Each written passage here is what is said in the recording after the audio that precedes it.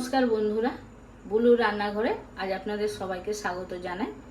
আমি আজকে আমের আচার বানাচ্ছি এবং আমের আচার বানাতে গেলে কি কি লাগবে সেগুলো আমি বলে দিচ্ছি।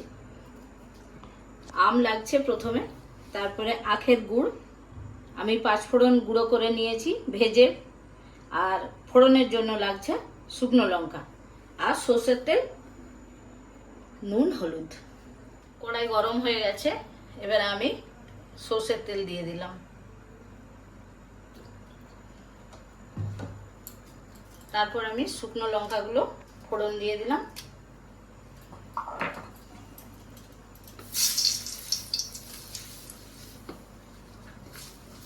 এবারে আমি আমগুলো দিয়ে দিচ্ছি।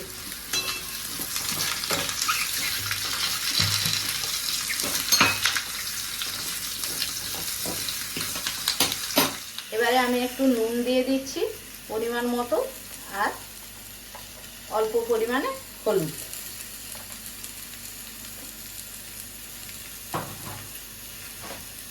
আমার ভাজা ভাজা হয়ে গেছে, এরপর আমি গুড় দেবো। এবারে আমি গুড় দিচ্ছি। 1-1.5 কিলো আম আছে, আমি 1 কিলো গুড় দিলাম।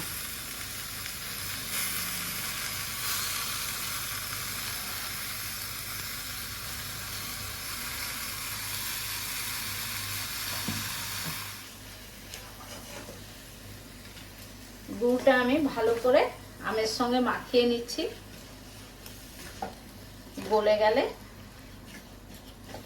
আমগুলো ভালো করে মাখানো হয়ে যাবে।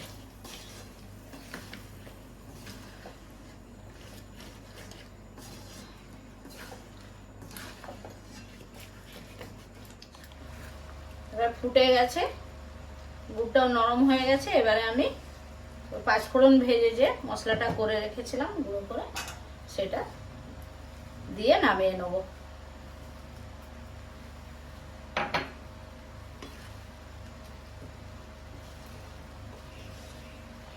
এবারে আমি নামিয়ে নেব।